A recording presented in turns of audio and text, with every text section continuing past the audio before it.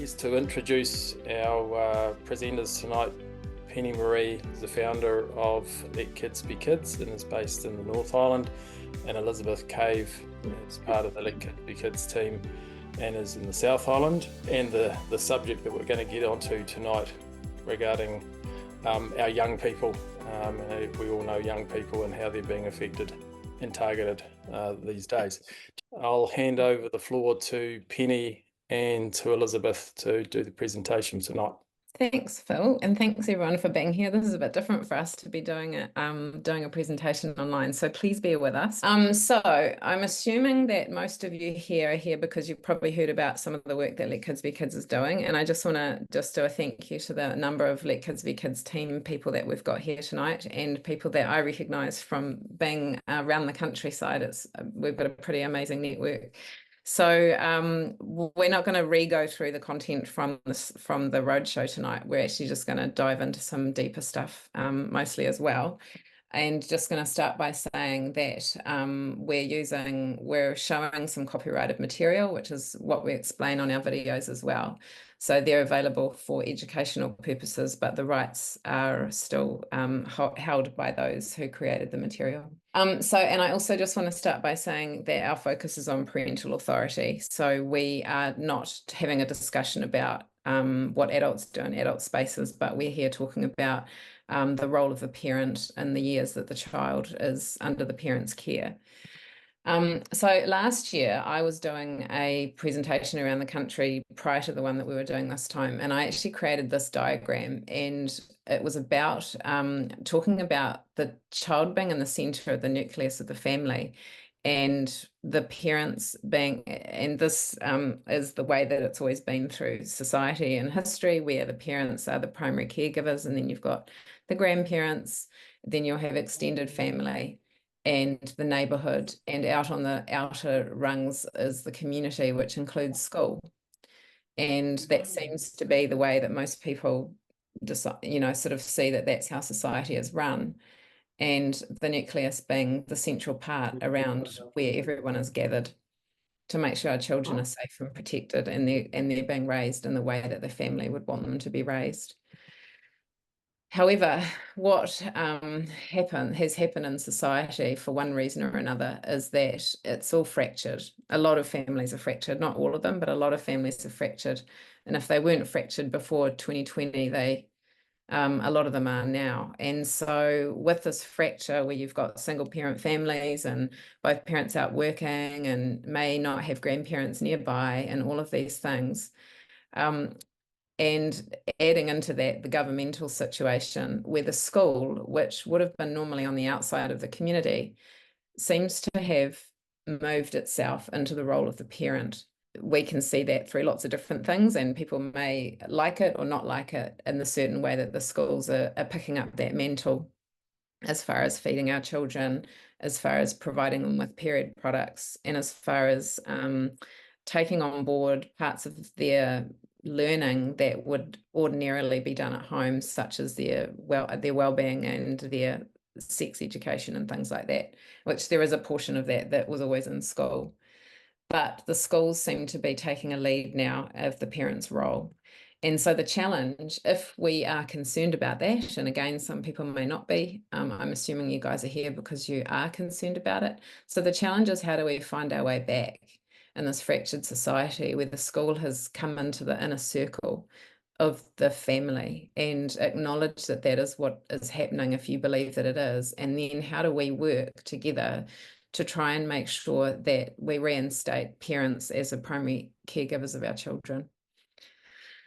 So a little bit about Let Kids Be Kids for those of you who don't know. So we exist to inform and empower. So this is really important because we're not primarily a lobby group. We don't sit at trying to lobby the government and get legislation change. There are other groups that are doing that. But when I started on this journey of figuring out what I saw going wrong and talking to parents and grandparents, what I found most of all was that firstly, parents were not aware or did not believe what was going on, and that when they did, they didn't know what to do about it. People have lost their voice, and even parents don't like going into school, and they feel afraid or nervous even communicating with the principal or asking a question. So mostly what we focus on is researching and gathering evidence and getting information so that we can help parents to become more empowered, and grandparents and teachers as well. So we say we're not here to save your children, that you're here to save your children. And what I also want to say is you're not alone.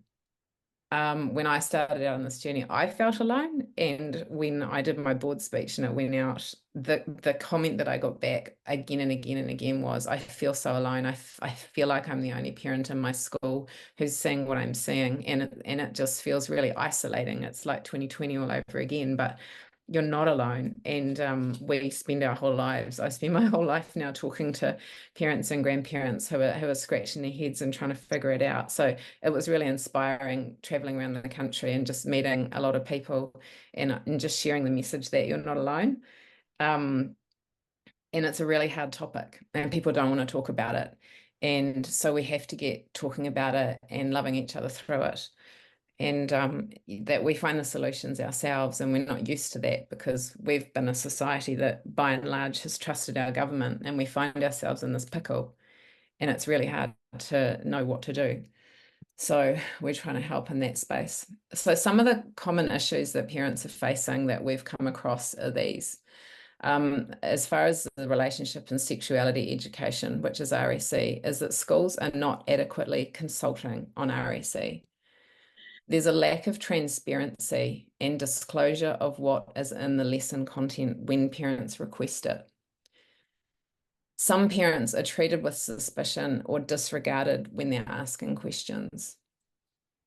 Some teachers are refusing to release lesson material to parents due to it being copyright or intellectual property rights. And I'll show an example of that.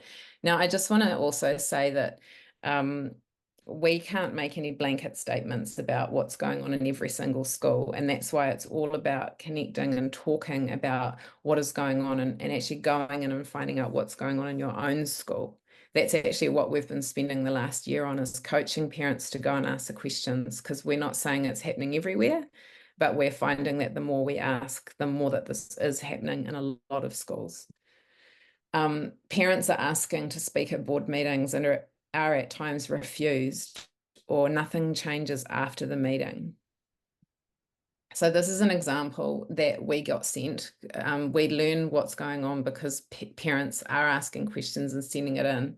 So this is an example from a teacher after the parent had asked to see the lesson content for the sex education. And they said it's intellectual property.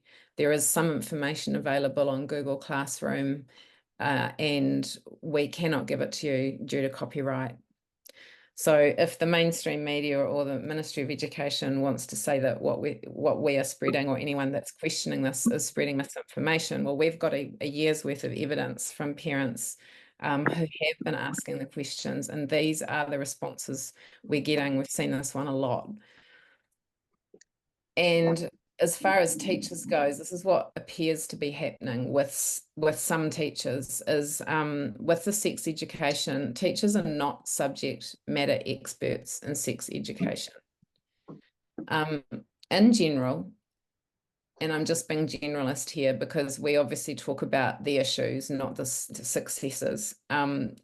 In general, teachers seem to have a rather progressive or socialist belief, or at least go along with the gender narrative, and they teach what they are told to teach. They take a student-led approach, and my big question around that is this appropriate in sex education? So a lot of more liberal schools will be asking the kids what they want to learn, which is concerning, because if they haven't already learned it in the classroom, they've learned it outside, and they're asking them to bring it in. And that's then actually driving the research to say that, oh, children are asking to be shown all this graphic information. Teachers face consequences if they don't go along with the narrative, and even students are calling them out if they're misgendering. Some teachers are using off-the-shelf resources, and they are directly copying and pasting, and this is what I'm going to be showing you some examples of this evening. And teachers may struggle to teach the subject. And so using ready-made content and activities and videos is actually a solution for them. And some teachers must actually think that this is quality pedagogy. And Elisabeth is going to explain more about the philosophy of education to you soon. So where is this coming from? Well, in the roadshows, we've explained that there's a document called the International Technical Guidance on Sexuality Education. Now, this is what we can give examples of how this is what's basically driven the current relationship and sexuality guidelines in New Zealand. So it's been created in conjunction with UNESCO, the United Nations, and the World Health Organization. And just to prove that it is there, and this is on the roadshow, is that UNESCO video is right inside of the Ministry of Education's website, and it shares the narrative around exactly what we're seeing.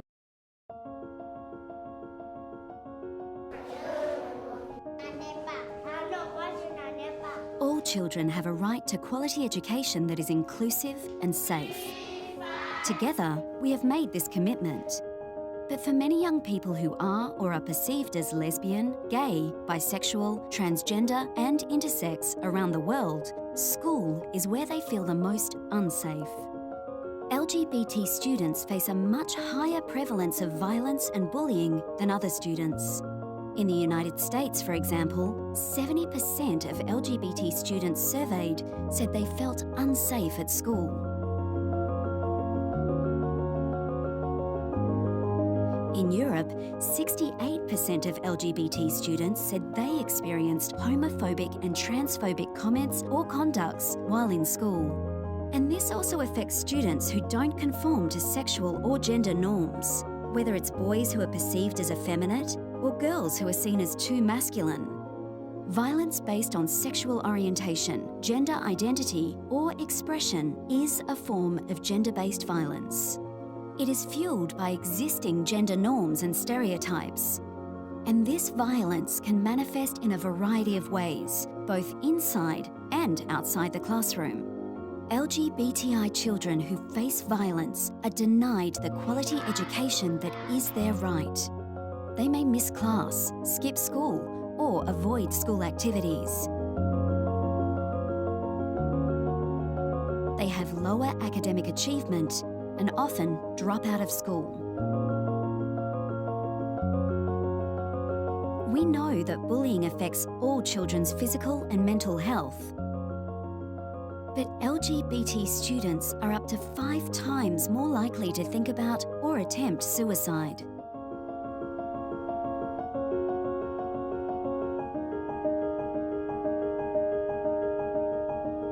And it has a negative impact on learning for all students. In China, 59% of LGBT students surveyed said that bullying had a negative effect on their schoolwork. We all have work to do to change this situation, yet very few countries have developed effective and comprehensive approaches. Evidence shows that inclusive policies make a positive difference for LGBT students. To end homophobic and transphobic violence, we need a whole school response. We must create effective national and school policies, develop inclusive curricula and learning materials, train teachers and staff, support students and families, and partner with civil society and the school community. To truly make progress, we must monitor homophobic and transphobic violence and evaluate the policies and interventions that are most effective to combat it. We cannot hide from our responsibility to eliminate all forms of violence and discrimination in our schools. We must keep our promise for inclusive and equal education for all of our children. So they're saying that children have the right to a quality inclusive education, but we say children should just have the right to a quality education. And this inclusive language is actually the opposite. They've flipped a lot of the words. They talk about survey data sources, but there is no actual reference to it. They talk about things like gender-based violence in schools without there being any evidence of this being ever true in New Zealand. They quote apparent students and young people who have issues, but none of the quotes are based in New Zealand. So this is the problem when we've got United Nations run content in our schools. They talk about students are 5 times more likely to think about or attempt suicide if they are confused about their gender, but this has been debunked through the CAS report and other reports worldwide. This image on the bottom right-hand side, this is in an Invercargill doctor's surgery talking about trans healthcare as suicide prevention. And they actually say that few countries have adapted these inclusive policies, so therefore they create them for us. So that's why we're in this pickle with these resources. And also they talk about ending homophobic and transphobic violence, because really what they're trying to say is that if you question them, you're a transphobic, homophobic, and it's violent. So in the roadshow, we talk about this international document and how it has driven the current relationship and sexuality education guidelines, which out of that drives what is landing in our classrooms. So navigating the journey is just one of the resources that is around, and there are others. So there's also things like the police. They have a couple of different programs that some schools have. So there's a Loves Me Not resources, and there is also the Police is Keeping Us Safe program, which is not even a sex ed program. It's actually about child abuse prevention. However, it also has gender ideology and gender identity in it. So anything that's coming in that's not your typical subjects, I would recommend that parents start asking some questions and getting to see the content, because even the police stuff, you can't guarantee it's got ideology through it. But so navigating the journey, resources are done by Sexual Wellbeing Aotearoa, which used to be Family Planning, and they create training material for teachers to use in class for students from years 1 all the way up to years 10. And the teacher just simply attends a bit of a course. So there's on their website, they have a free Q&A session for anyone wanting to teach it. So when I mentioned before that they're not subject matter experts, they literally are purchasing resources off the shelf, and they do a bit of a workshop. So this talks about here, participants should watch our pre-recorded webinar, Introduction to Navigating the Journey for Teachers and Educators. So it's a very commercialized program by an organization that pushes very strongly contraception and abortions, and not ever abstinence or waiting. So I'm going to show you just 2 examples of what teachers are doing in the classroom when they're using this resource. So one example is from a North Island intermediate school. So it's teaching 12-year-olds. And then the second example is from a South Island high school that teaches 14-year-olds. So they're using Navigating the Journey. And this is what happens when the teacher doesn't know how to teach, in my mind, and is literally just picking up a resource and copying and pasting it and making it into a pretty presentation without any idea of the ramifications of what this is doing to the 12-year-olds. So literally, they have all these subjects, and this is the beginning of their resource. Now, I can tell that this is a young woman, I would say, given the beautiful way that she's presented this, and she's made it look all pretty. That's what she spent her time doing. So she's mapped out the sessions, and they are pretty much almost word for word what is in the Navigating the Journey resources. So she has literally mapped it topic by topic.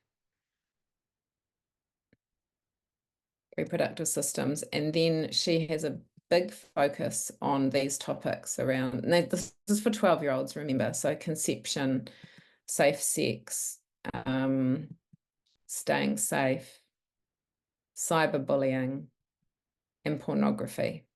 So there's a whole lot in this resource, which is quite concerning, and I've only got time to show you a little bit. So we're just going to look at the one of identity, and this is going to lead into what Elisabeth's going to show you as well. So here's some examples. So the learning outcomes, and this comes straight out of Navigating the Journey. They want 12-year-olds to identify gender stereotypes and discuss strategies to challenge gender stereotypes. Now, when they talk about gender stereotypes, they're talking about heterosexual norms. So they want to teach them how to talk about strategies to challenge norms, okay, and examine cultural attitudes towards diversity. So they're pitching diverse as real and marginalized, and that gender stereotypes may not be such a great idea after all. So she's got, what do you think of the term gender identity and what's the difference between gender and sex? And she's just copied and pasted the definitions of what gender is and what sex is. So she talks about someone who looks like a boy may actually feel like a girl, and some people don't feel that they're either a boy or a girl, and that's okay too. And remember, this is for 12-year-olds.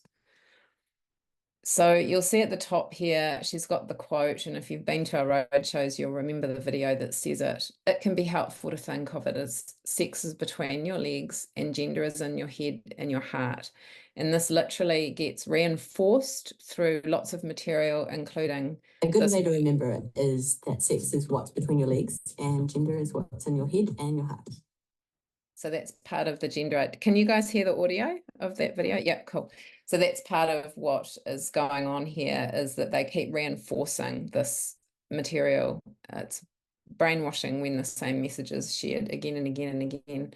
So they talk about stereotypes, and it says a lot of stereotypes are negative. Some can seem to be positive, but they can still have a negative effect, such as the assumption that all Asians are good at maths. But this is talking about sex education, so you can totally see where they're going here. It can be pretty hard to work out your gender identity in a world where as soon as a baby girl is born, she gets like 10 dolls and a big pink wardrobe. Ideas about gender are set at such a young age that it can feel pretty overwhelming. So this is, this is what they're doing all the time as far as extremifying the feminine and the masculine. Like they're saying that we, the parents, are totally putting our children into boxes, that boys have to be entirely masculine and girls have to be entirely feminine. But it's actually them that are pushing that narrative, because we always knew that we have girls that are tomboys and boys that don't want to be doing really masculine stuff, and we're cool with that. Most of us are cool with that. They're actually ones that they're really, really reinforcing this message that the parents are at fault for basically putting their girl in a dress. That's basically what's going on there. And you'll see this here. They just talk all about these gender norms that their parents are trying to force them into these boxes. For example, girls may be dressed in pink and boys in blue. People tended to pay more roughly with boys and girls. So they're the ones that are reinforcing this stuff, which will be shaming the child. So then they talk about challenging stereotypes. There are times when gender stereotypes need to be challenged. They can be restrictive and reflect sexism and exclusion. How can we challenge the stereotypes that we encounter? What can we do as an active bystander to support others? So that's actually getting the kids to think about being activists and standing up for someone that they think is being hard done by. What can we do to step up and step in? Discuss strategies within your groups. Can you believe this? They're wanting 12-year-olds to discuss strategies of how to deconstruct gender stereotypes. So this is the conclusion of that particular piece of the lesson. Gender stereotypes are limiting and contribute to discrimination. Discuss and agree on the key vocabulary for this lesson and work in groups to write statements about each term. So this is, quite scary.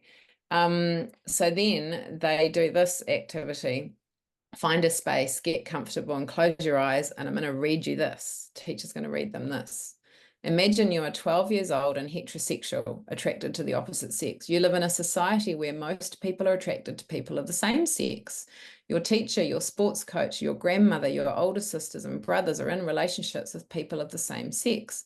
At lunch break, kids talk about straights and how disgusting they are. Everyone uses the word straight as a negative description. They say things like, that movie was really bad, it was so straight. And so it goes on. So they're wanting, there's this really strong message in here about challenging heterosexual behavior. And that's an activity directly out of Navigating the Journey. And then just quickly, I'm just going to show you just a smidge about the pornography, because you've got to remember this is still just for 12-year-olds. So there's a couple of videos that they watch, and I went and had a look at them. And one of them is this lady who's a sex coach, and she's sitting in her bedroom. And as an adult watching this, it's kind of acceptable, because she's talking about how porn is not real, and it doesn't include things like emotions and connection and all of that. But this is going to get shown to a class of 12-year-olds, and this is a sex coach. And yeah, it's frightening, I would say, in my mind. So when you think back to the fact that teachers are not being transparent with what they're showing our children, what they're showing you when you're asking the question. So most parents out there don't know what their children are learning in class. And I would say that most children don't feel comfortable going home and telling their parents that they learned this stuff in class. So here's a bit of an example of the year 10. This is another school down in the South Island, and this is a little snippet of what they're doing. So it's all diversity. And when they talk about identity, they're questioning their identity. Are our identities the same? What's the relationship between identity and diversity? And what are the benefits of having diverse people in the world? Now, they also have this gender identity video you'll see up in the top right-hand side, which is the one that we show in the ROADSHOW. And then they're questioning gender identity. And then they use one of the activities that is in the Navigating the Journey book.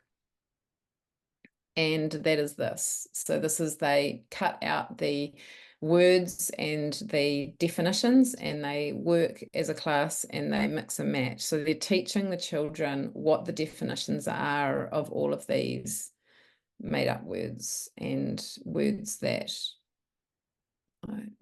you may not want your child to know. And be very aware of the word queer, because it's coming in full force now, and it basically means oppositional to anything. And it has no scientific basis as a sexual identity. The other link on this particular page is the one at the bottom. It says, if you want to find out more, check out Inside Out. Now, most of you here will probably have heard of Inside Out and all of the stuff that we explain about it, but they're quite an insidious organization. And if they go to that link, it actually takes them to Inside Out's website, and there's a whole series of quite concerning videos on that. So that's just an example of how Inside Out can come into your school through the teacher putting it into their resource, not even from the organization itself coming in.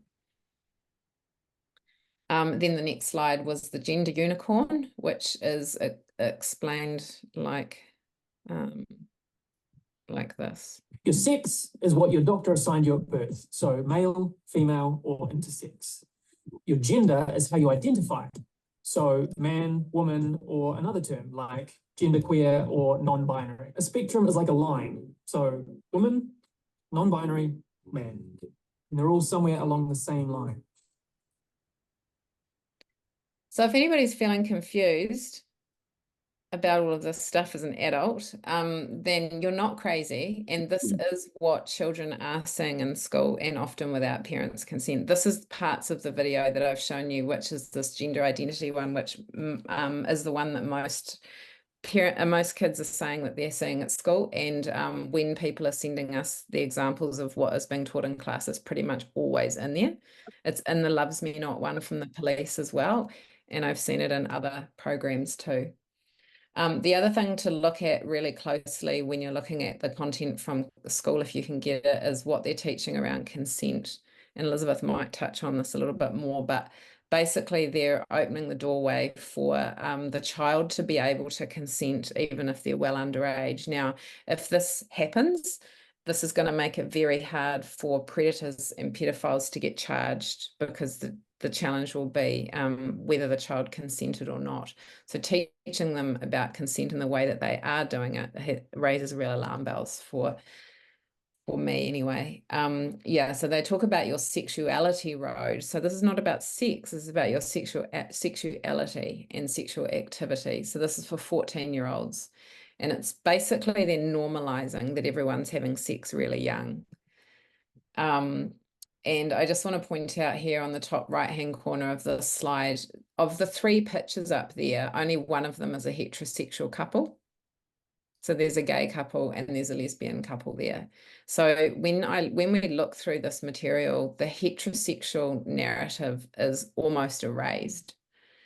And you'll see there what I've underlined: sex is more than just heterosexual intercourse. It includes other forms of touching of the genitals. Now this is being taught to children 14 years of age in the South Island. They do a lot about contraception, and they do, yeah, just race through this, but they send them off to have a look at all the different types of contraception. They've been doing this for a really long time, by the way, but what is concerning here is it's highly medicalized, and if you as a parent aren't okay with this, I wouldn't be okay with my child having discussions about all of this medicalization without my consent. And that picture there is quite terrifying for me. They have this one, communicating with your partner about safer sex. So this is directly from the Navigating the Journey book, and it has some concerning things on there. Well, could be concerning for you as a parent. You might be fine with your 14-year-old having a demonstration on how to use condoms, but I probably don't want the school to talk about that. Now, I just want you to look at these 2 activities and have a think about what you notice in here. So scenario 1, Blake and Riley are both 15 years old and in a steady relationship. Blake has just been informed by a family planning and nurse that they have an STI. It is treatable and will eventually go away. This is being taught in class. So that's scenario 1. And scenario 2 is Taylor is 16 and in a steady relationship with Morgan, who is 17. Taylor has just been informed that they have an STI and they can be treated. Now, what I see in these 2 activities is that the 4 children's names could be boy or girl. Does anyone notice that? Blake and Riley are boys' names and girls' names, and Taylor and Morgan are boys' names and girls' names. And also they talk about being in a steady relationship, but clearly they're in a sexual relationship. So they're actually normalizing that a steady relationship is sexual, whereas in our day, it could have just been that you were dating and kissing maybe. So this is how they're normalizing the dropping of all the sexual boundaries. Right, I'm going to pause for a little bit and invite Elisabeth on. Thank you very much for inviting me. And I'm going to share my screen.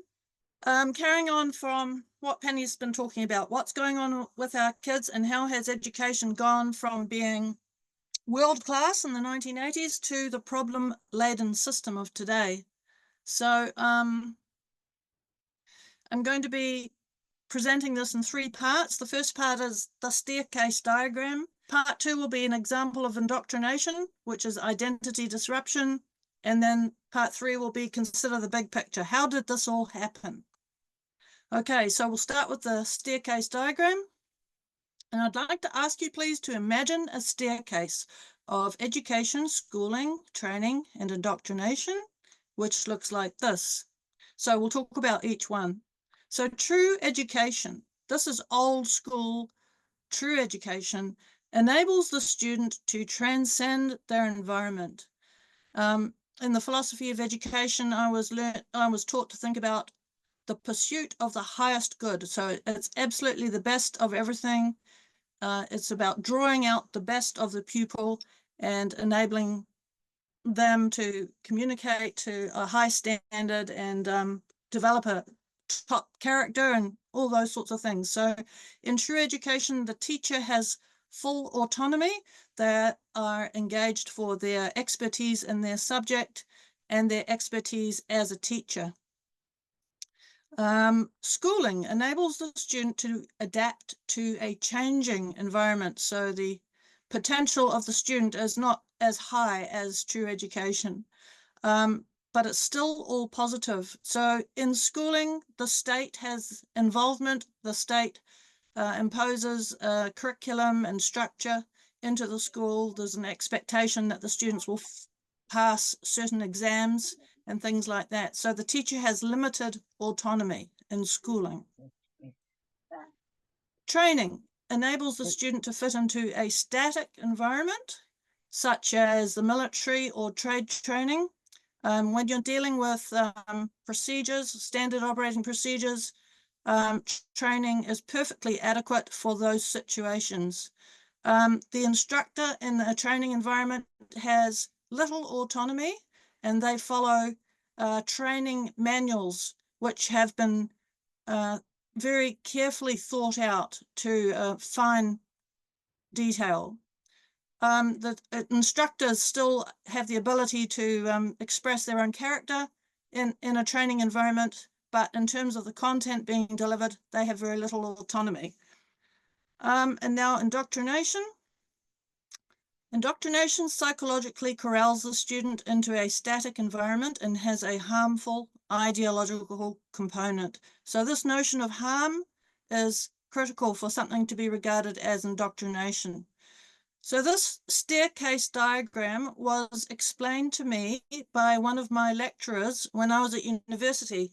And so I did a social sciences degree at Waikato University from 1989 to 1992. That's before everything became woke. So I had the wonderful privilege of being taught by old school philosophers of education. And this knowledge has stayed in my head for 30 years, and I haven't used it till I met Penny and started doing this, which is quite amazing. So these first three processes are all done in a spirit of respect between the teacher and the student, but indoctrination is done in a spirit of fake respect. So if you get an icky feeling about something, that's a sign that it's highly likely indoctrination. So now we're going to go to the second part of my presentation, which is an example of indoctrination. And we're going to be looking at the first lesson of mental health education and hauora. And I'm just going to dive straight into a model of a healthy, secure identity. So mental health education and hauora presents lessons on identity, but they don't present a model of identity in their materials. So I asked the Ministry of Education if they could provide me with a model of identity, and they couldn't. They said it had already been defined and there was no need for them to redefine it. They listed 4 documents which they said it had been defined in, and I went through those documents and I couldn't find any definition or model. So then I went online and I looked for a reputable model of identity, and I settled on this one by Dr. Stephen Stosny. So structure here, we've got basic humanity and character, which form the foundation of identity. Ideology, beliefs and faith, talents and skills, experiences, group affiliation, race and ethnicity, sexuality, and gender at the top. So that model is from this article which Dr. Stosny has written on Psychology Today, called Identity Resilience. And he emphasizes that a secure identity forms its foundation on our basic humanity and good character. So basic humanity and good character are at the bottom of the triangle, not the top. And keep that in mind. And he also notes that the popular understanding of identity has taken on political meanings that obscure its psychological function.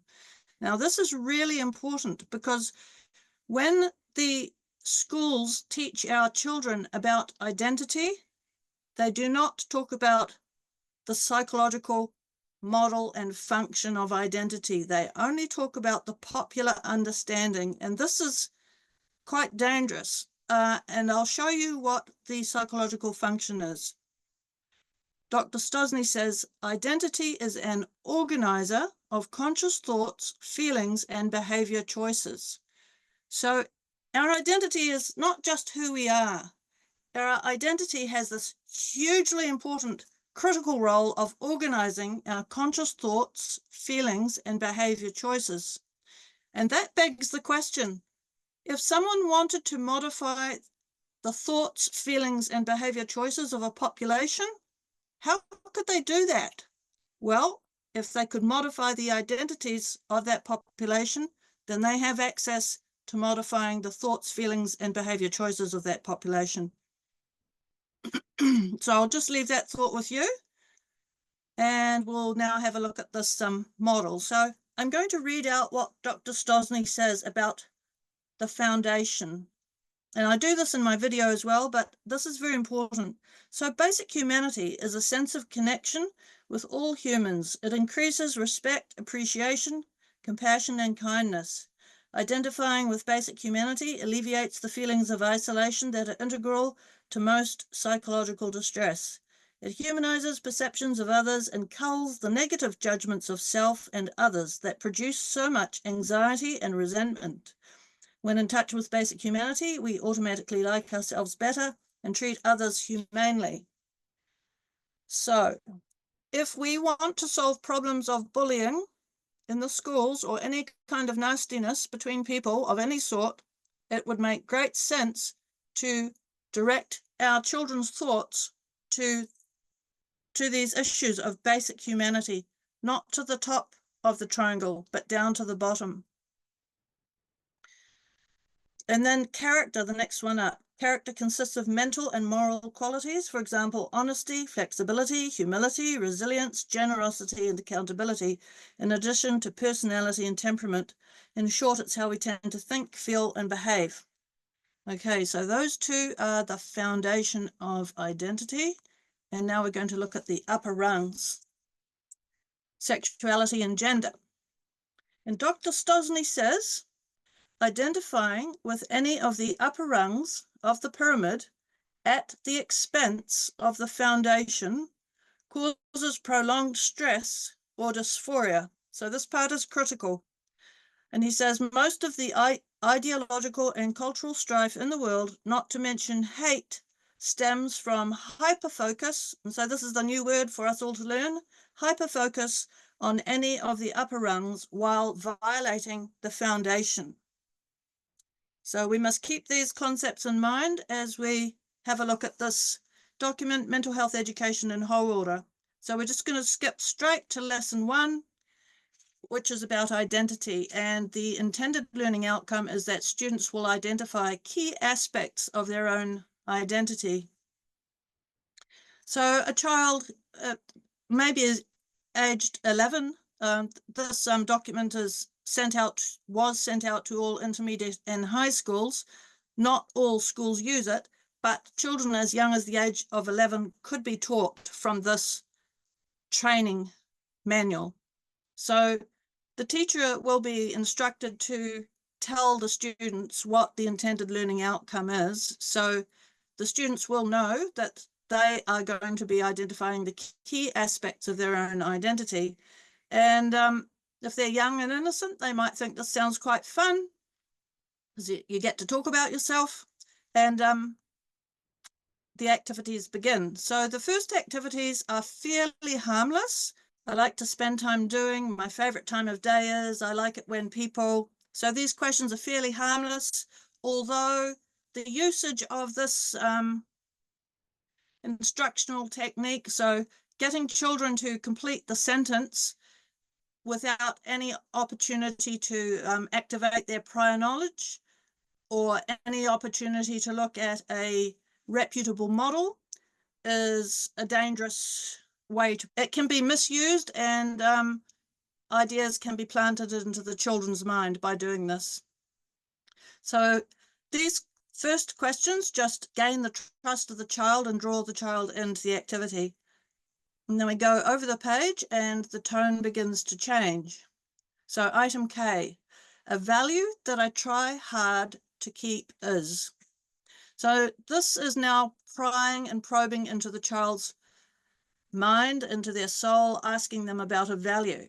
And it doesn't just say a value that I live by or a value that I always keep is, it says a value that I try hard to keep is. So this is a subtle but powerful introduction of doubt into the child's own competency about themselves, because it says I try, a value that I try hard to keep is. So perhaps sometimes they don't keep the value, and it's like pricking a hole in their psyche and making opportunity for violating their own values. I would like to change. So this is introducing discontent into the child's mind.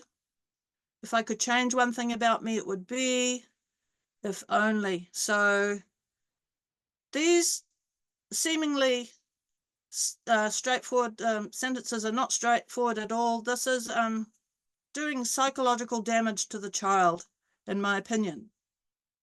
Then activity 2, when they have finished, the teacher is directed to get the children to find someone else who's finished and share their sentences, but only the ones they want to share. So this is a acknowledgement that this content is sensitive and dangerous, and to my mind, this is a signal that this material is compromising the concept of true education, and it gives me that icky feeling. So that's a sign that it's indoctrination. Activity 3, first of all, ethnicity, and then my gender is, and sometimes I feel confused about. So by placing this sentence right next to the gender sentence, there's a suggestion that by simple association, that gender is something that you can feel confused about, rather than fostering a sense of wholeness and confidence and competence in our children. This material is doing the exact opposite. We go up to activity 4. The teacher is directed to put this list of labels up and get the students to identify the labels that they connect with themselves. So this is an example of prescriptive training. This is not education, this is training. The first ones are ethnicity, and then we go into these ones: male, female, undecided. It's complicated. More encouragement that it's normal to be unsure about these things. Gay, straight, bisexual, queer, lesbian, asexual, pansexual, not saying. Introducing vocabulary that the parents might not even have heard of before, which was the case of me, and my son used one of these words and I had never heard it before. Sister, brother, cousin, niece, nephew, stepsister, stepbrother, but no mention of being a son or a daughter or a grandchild. So those relationships are being quietly ignored. And what does that do to the child's relationship when those relationships are not being acknowledged?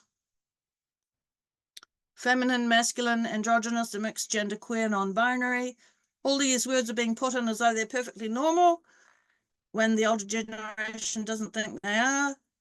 And poor, working class, middle class, wealthy, etc. So if we want to teach our children not to discriminate, then why are we teaching this type of activity? Because this is all about discrimination.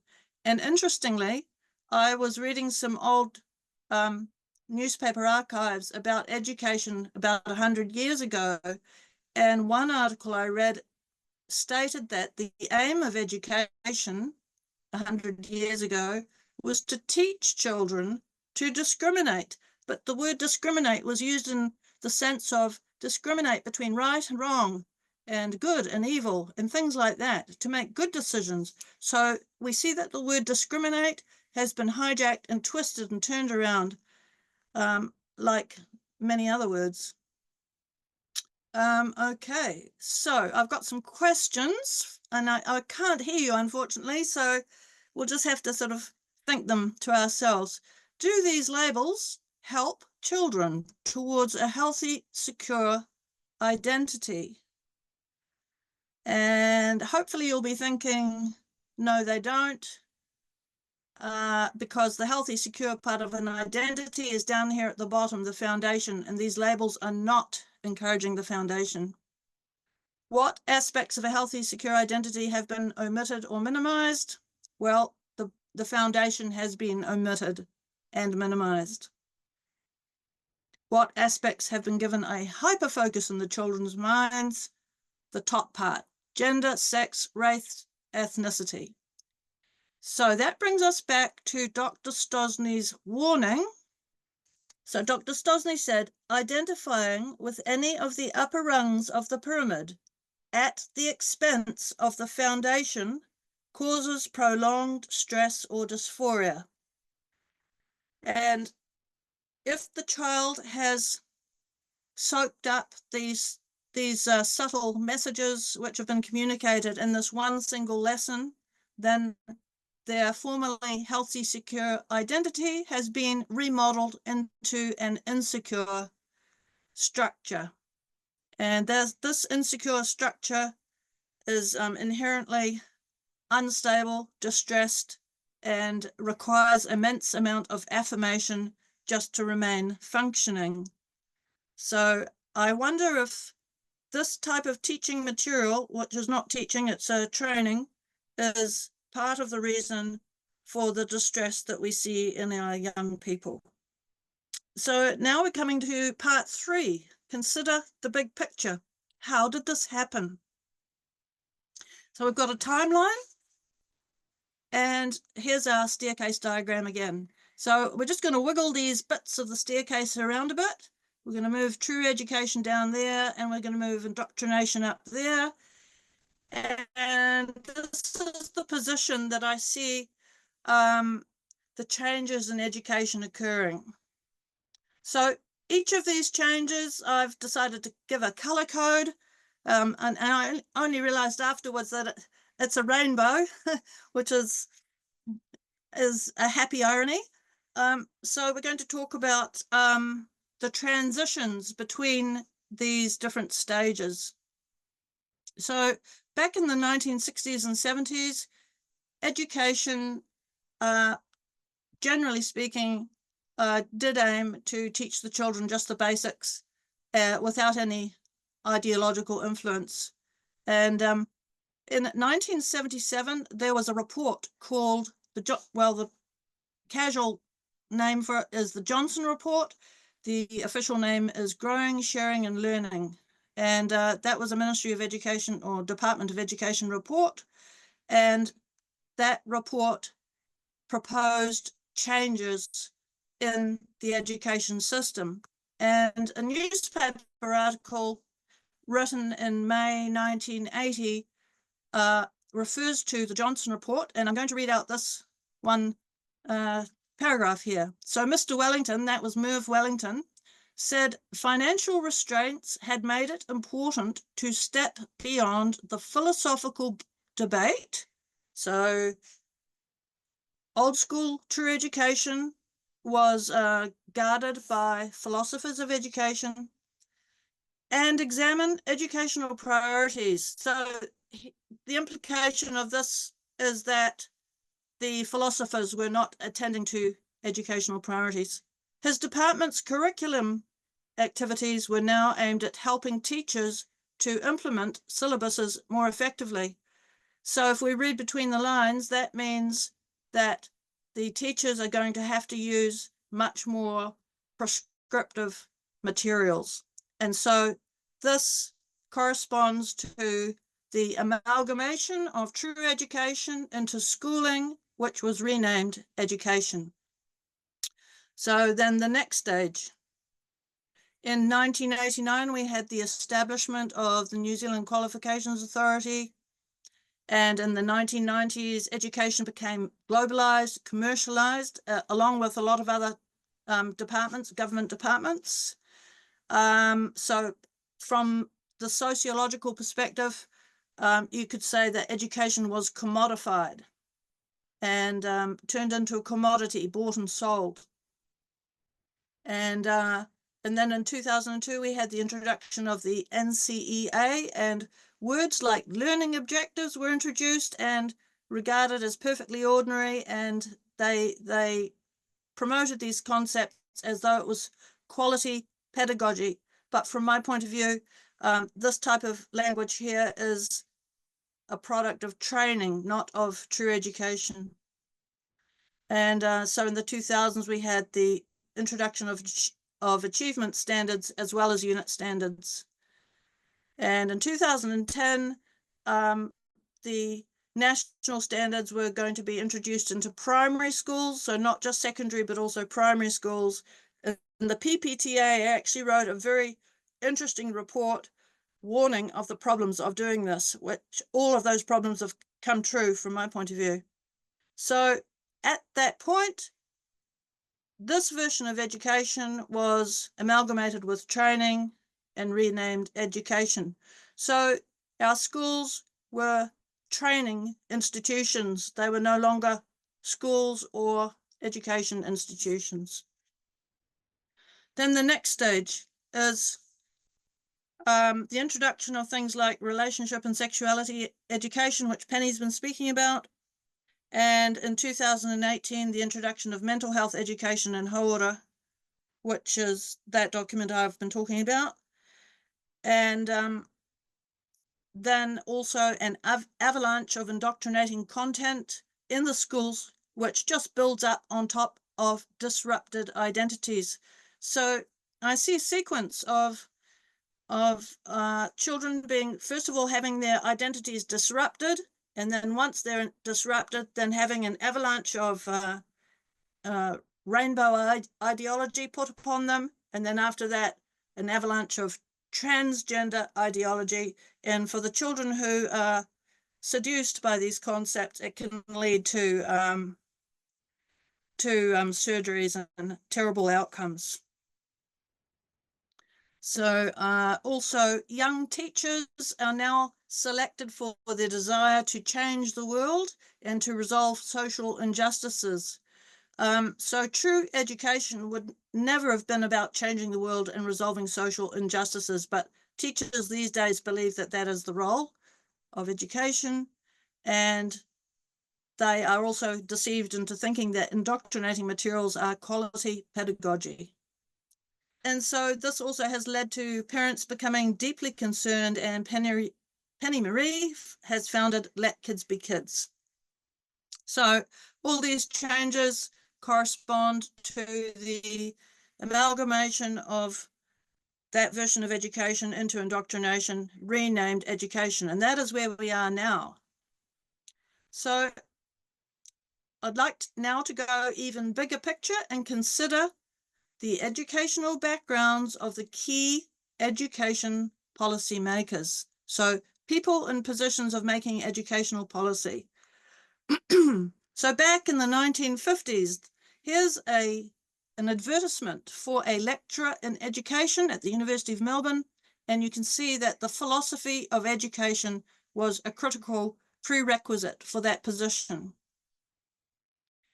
In 1968, a lecturer of education also required a background in the philosophy of education. In 1970, also the philosophy of education. And then things begin to change. In the mid-70s, they want people with a background in educational psychology. They do include the philosophy of education, but I suspect that they went for the person with the psychology background. Then in 1989, everything is focusing on applied behavior analysis, special education, and these are all psychology focuses. So we see the move from philosophy to psychology through those years. So in the blue stage, we've got old school philosophers of education, and then we move into psychologists of education, and then contemporary, we've got the UN extending influence over what's happening in the schools. So let's look at how each of these groups regard the relationship between education and society. So the old school philosophers of education regarded that education enables our educated youth to become mature and solve the problems of society. So who solved the problems? The educated youth. So let's represent this in a diagram. This is education. This is society. These are the problems of society. And there was always a distance maintained between education and society. So even if the society was at war, the children could go to school and not hear anything about the war. They would simply learn how to read and write and do maths and geography and phys ed and all that stuff. But then we move along a few years and the psychologists of education have taken charge. And they consider that education is the key to solve the problems of society. Do you see the shift? It's changed. Education itself has become the key to solve the problems of society. And interestingly, I believed that when I did my degree. That's the reason I did my degree, is because I wanted to solve the problem of racism. So it's not until my own maturity and hindsight has shown me the great value of the philosophers. So the psychologists could not resist the opportunity to move education into society, to feed the problems of society into the classrooms. So this is where the children began to be taught about things like pollution and global warming and sexism and racism and all the isms. So it's very different from education, old school education. And this constant feeding of the problems of society is also a reason for the stresses and distresses being experienced by our youth. And now we think about the UN. So the UN has appointed themselves to be the referee of the world to solve the problems of societies. And the UN uses the expression books, not bombs. And that's deeply meaningful when we realize what is being done with books. So this is education, and the relationship between the UN and education is this. The United Nations wants to control education completely and use education to solve the problems of society and justify that role by regarding themselves as the referee of the world. So the UN wants to be the chooser of what problems need to be solved and to say how are to be solved and justify their control of education and therefore the control of future generations. So that begs the question, everything that's happened over the last 50, 60 years, has there been, my little hand diagram was meant to move across the screen, and so I wanted to ask you, has there been a hidden hand in all these changes? You know, have these changes simply been the products of research and reports, or has there been a deliberate hidden hand moving education towards this goal? That's a thought that I'll leave with you. Okay, this is my last slide. So this is a river, and it represents the passage of humanity from truth and innocence to total corruption and destruction. And each bend of the river represents a deception through which humanity has passed to make this journey. So the first bend is temptation, and then the knowledge of good and evil, and then philosophy, and then psychology, and then mental health, and then identity. Do you see how we're zooming down? We're zooming into the mind of the child, and then gender identity, transgender identity, hyperfocus, and relentless labeling. That's what we're up to now. And then the shattering of the self and hyper-focus on the self induced by external systems masquerading as mental health help. So I like to urge my audience to please be careful of mental health help, which I regard as keeping people down at the bottom of the river and not moving back up to truth and innocence. So we don't want to go across, we don't want to go any further. So I put a couple of red lines in, and we want to end on a message of hope and head back up the river towards the truth. And that's my presentation. Thank you very much.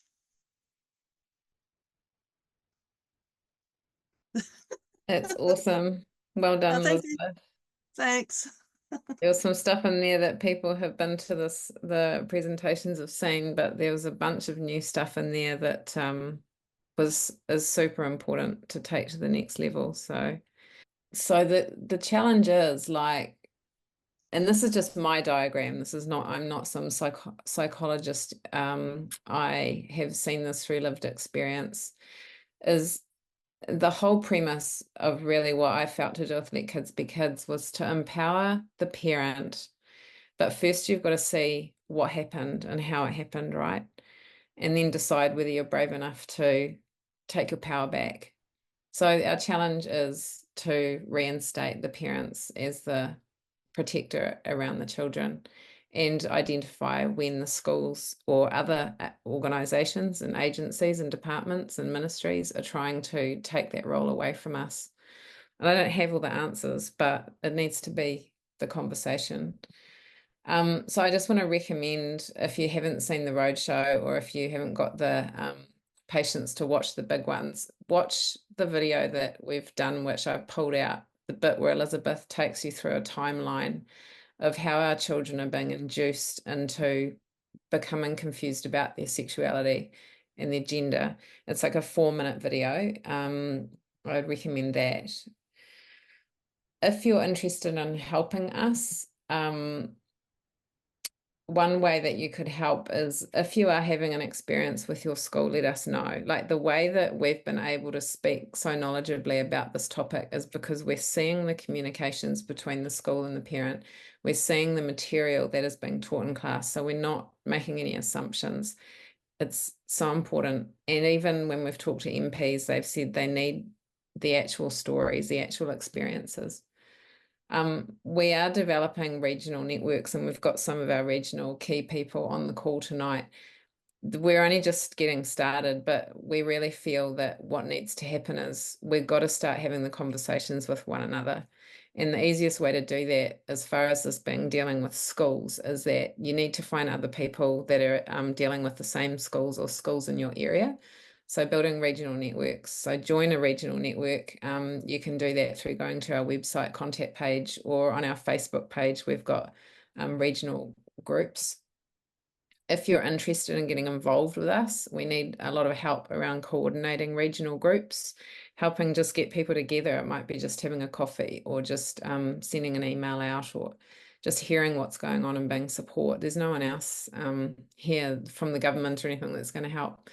Follow us on social media, because we're doing lots of really good referenced evidential pieces of material, and share the information with your friends that we're creating, because the way that I look at it is that we're creating tools to put into your hands, and it's up to the people to share the tools and to have the brave conversations, to share it with a teacher, share it with someone you know, share it with a parent who's struggling with what's going on with their kids, and just use it to open lines of communication between them and you. Subscribe to our Substack, that's our emails that land in your inbox, and our website's letkidsbekids.nz. So these are just a couple of our recent Substacks, and the left-hand one just went out last night. So this is around the gender. There's a gender branded sign at Mount Maunganui College, and it's a bit of a worry, but most of the article is actually about the gender clinic that is promoting itself to children and gives a lot of background information. We also did one around the review of the RSE that's coming out, and what Erica Stanford actually knows is going on versus what she's talking about.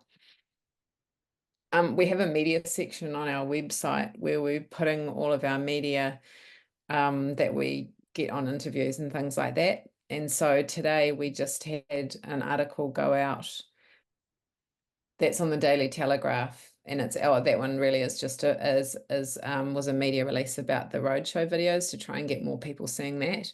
But we've also done one about the fact that Erica Stanford, the Minister of Education, actually knows that there are no compulsory topics in sex ed that must be taught. So if you think about that in terms of what you've just seen Elisabeth and I present, that the teachers are thinking that it's compulsory, but the Ministry of Education has actually told Erica that none of it's compulsory, but that hasn't made the news. And it hasn't been a memo received by many, many schools. So we're trying to share this information out so that we can empower parents. And just before I turn my slideshow off and answer any questions, hope is being able to see that there is light despite of all the darkness. We need to remember to stay positive about this and know that we are the solution. And I want to do a massive thank you to the New Zealand Rising team for having us on, and also for your endless support of me and Elisabeth as we've travelled around the country, and so many people in New Zealand Rising have come to our meetings, and yeah, I couldn't have done it without you guys. Tracy, do you want, is there any questions that you've been able to summarise? Not really. It's just comments about what people have experienced. But I just wanted to say that as well, as just from a former teacher's perspective, when I left years ago from the classroom, and Relief taught quite a bit to see what was in schools. I didn't see this stuff happening then, obviously, but from a teacher's point of view, and I love the presentation that you guys have given, and especially the history of where education has gone, because I certainly was part of the 1990s training of teachers, and it was different even then. But I think that it gives families a really good idea of where their current teachers are at, and potentially some are being brought into that training of a teacher so recently they might have gone into there to inspire children, but they themselves have been indoctrinated by the system.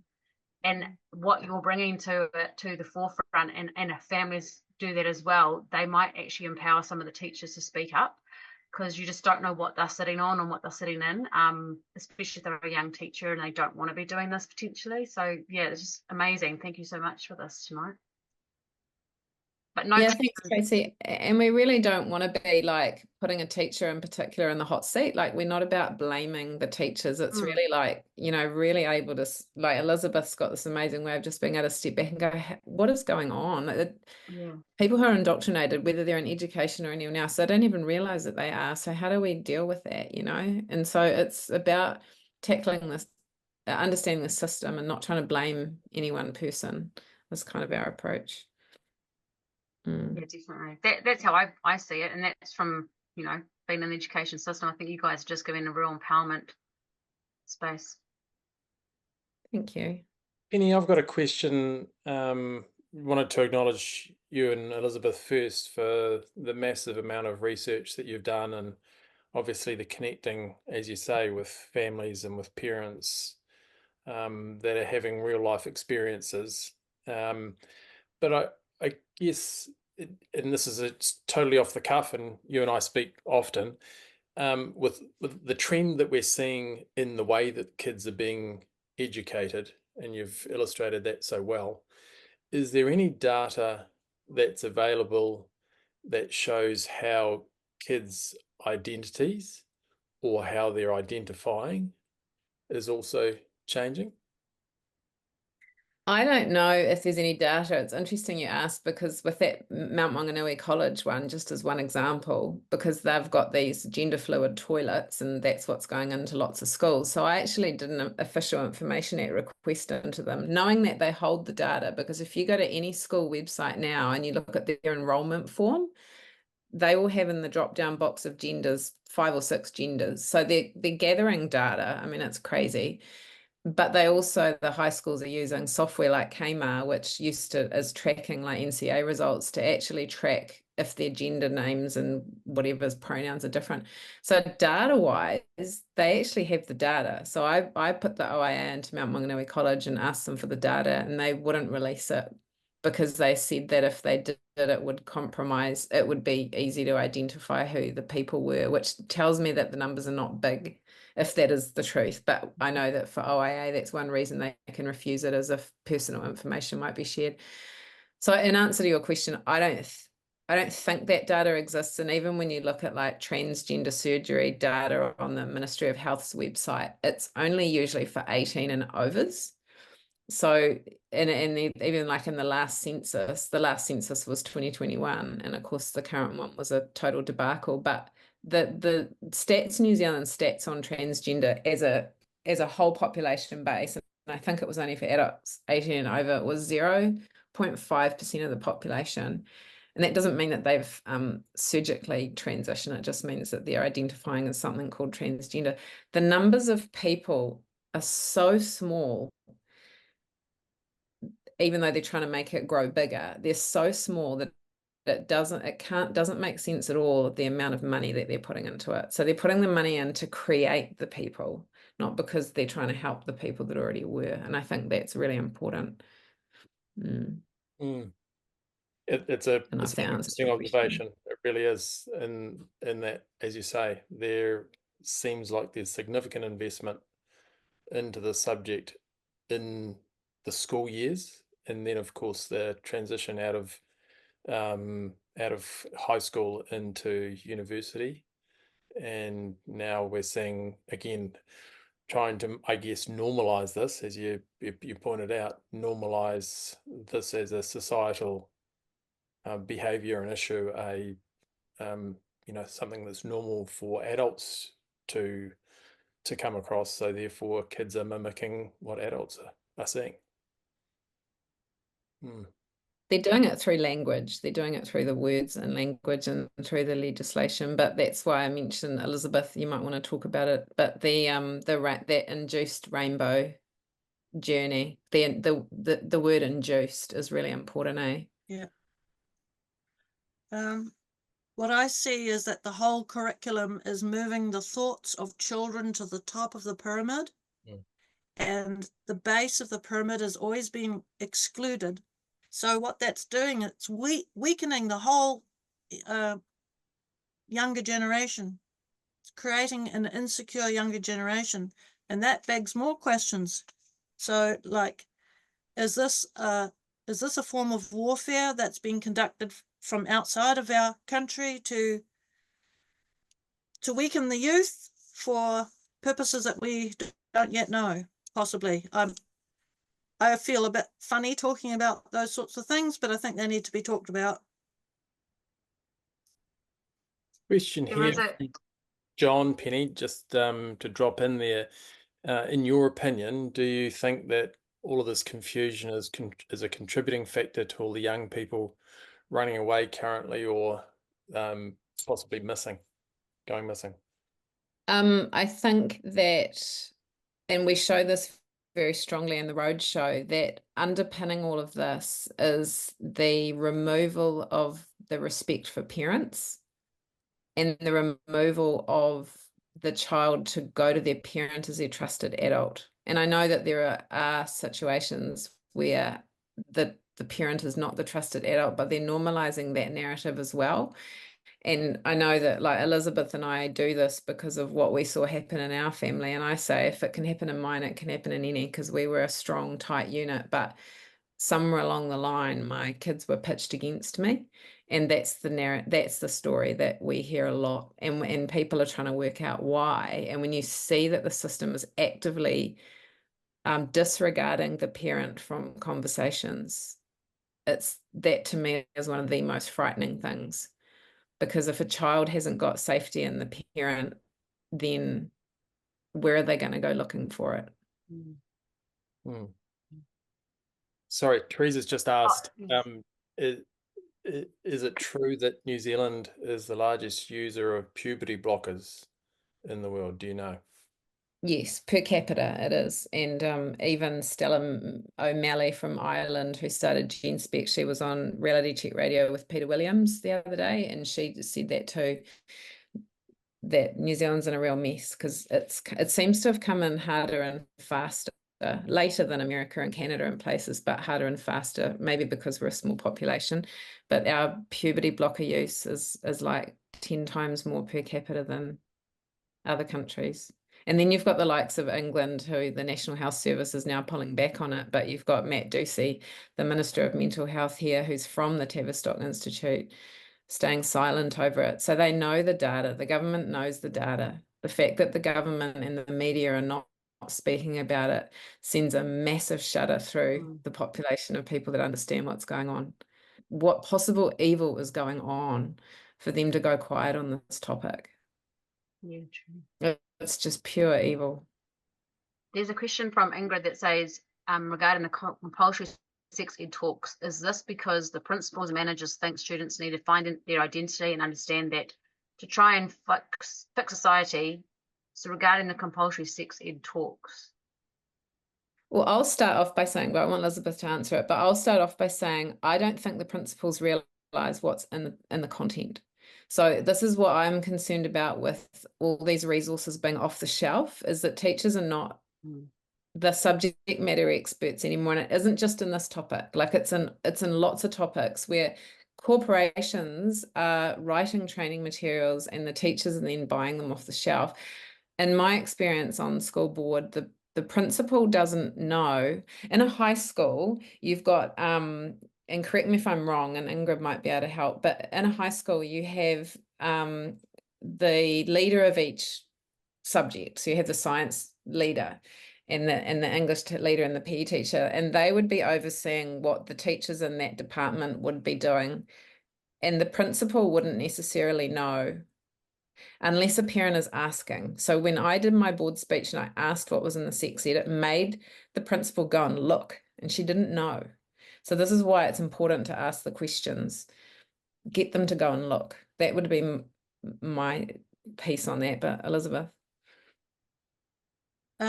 Just going back to the question, it was the question asking if the justification for teaching this stuff is to solve social problems.